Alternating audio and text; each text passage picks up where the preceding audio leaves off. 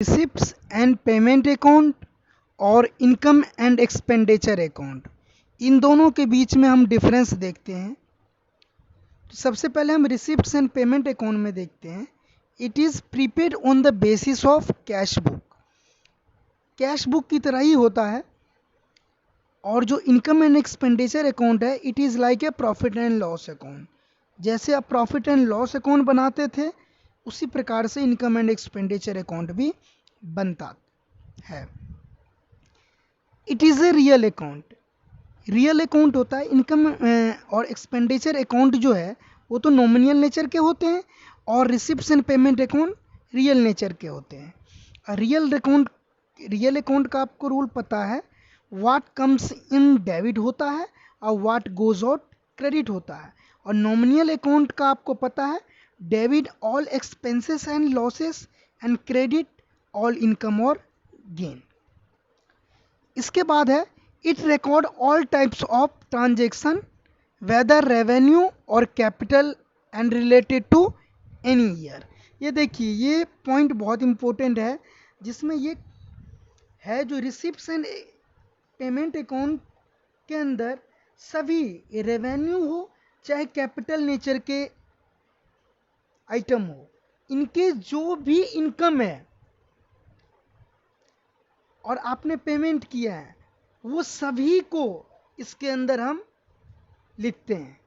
चाहे वो पास्ट से रिलेटेड हो, चाहे वो प्रेजेंट से रिलेटेड हो या फ्यूचर से रिलेटेड हो, किसी से भी रिलेटेड हो, यदि आपके ने पेमेंट किया है या आपको रिसिप्ट्स हुए हैं, उन सभी की एंट्री हम रिसिप्ट्स एंड पेमेंट अकाउंट में लिखते हैं। और इनकम एंड एक्सपेंडिचर अकाउंट में बहुत इंपॉर्टेंट लाइन है ये, सिर्फ करंट ईयर, जो करंट ईयर के लिखते हैं, और रेवेन्यू नेचर के, ओनली रेवेन्यू नेचर के जो आइटम होते हैं, ट्रांजैक्शन होते हैं।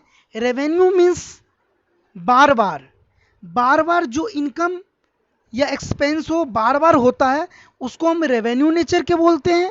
और जो इनकम या एक्सपेंस एक ही बार हो या एक ही बार मिले आपको, उसको हम कैपिटल नेचर के कहते हैं।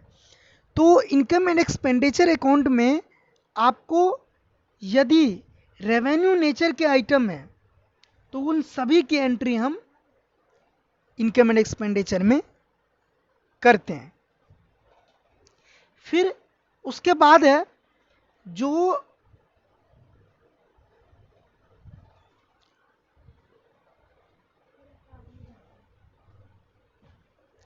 It follow accrual basis of accounting.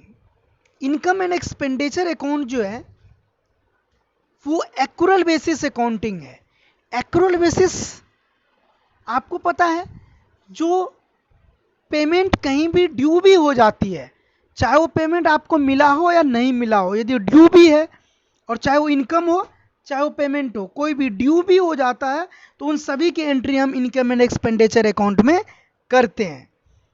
वहीं जो रिसिप्ट्स एंड पेमेंट अकाउंट है, उसमें सिर्फ कैश बेसिस अकाउंटिंग कहा जाता है।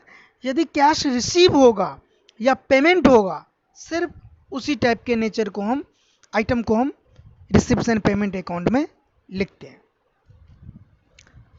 It start with the opening balance of cash and bank and with closing balance of cash and bank. Cash book बनाते थे, मैंने कहा आपको, सेम उसी तरह होता है। तो उसमें क्या होता था, पहले से कुछ बैलेंस है, और फिर लास्ट में जब हम सारे ट्रांजैक्शन कर देते थे, तो हमारे पास में निकल के कैश या बैंक आता था।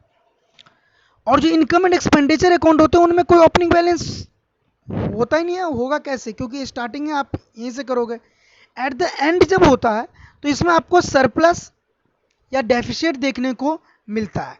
यदि हमारी इनकम ज़्यादा होती है तो सरप्लस आता है, और यदि हमारी इनकम कम होती है और एक्सपेंडिचर ज़्यादा होता है, तो हमारे लिए डेफिसिट आता है। तो आई होप आप लोगों को इनकम एंड एक्सपेंडिचर अकाउंट और रिसिप्ट्स एंड पेमेंट अकाउंट के बीच में जो अंतर है, वो आपको समझ आ गया।